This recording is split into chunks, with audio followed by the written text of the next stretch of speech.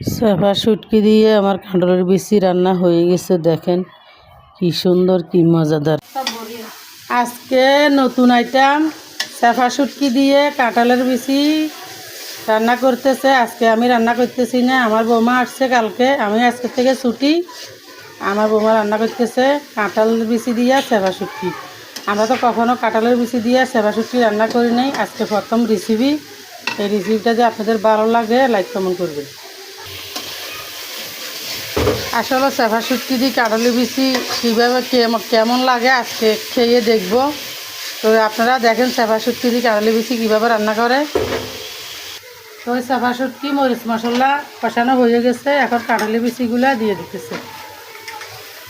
দেখেন চাপা শুটকি দিয়ে কাঁঠালের বিচি আমার মনে হয় যে মজাদার হবে, কিন্তু আমরা তো খাবো, আপনারা তো খেয়ে দেখতে পারবেন না। রান্না করি যে রান্নাটা দেখেন, দেখি যদি আপনাদের ভালো লাগে চাপা শুটকি দিয়ে কাঁঠালের বিচি আপনারা রান্না করবেন।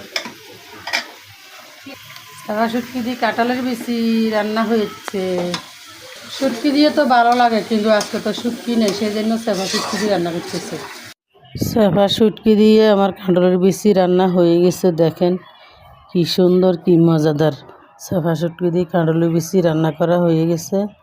তো আপনারা এইভাবে রান্না করে খেতে পারবেন। কাঁঠালের বিচি মুরগি দিয়েও রান্না যায়, মুরগির গোস্ত দিয়েও রান্না করা যায়, গরুর গোস্ত দিয়েও রান্না করা যায়, শুটকি দিয়েও রান্না করা যায়। শুটকি দিয়ে রান্না করলেও ভালো লাগে, মুরগির মাংস দিয়ে রান্না করলেও ভালো লাগে, গরুর মাংস দিয়ে রান্না করলেও ভালো লাগে।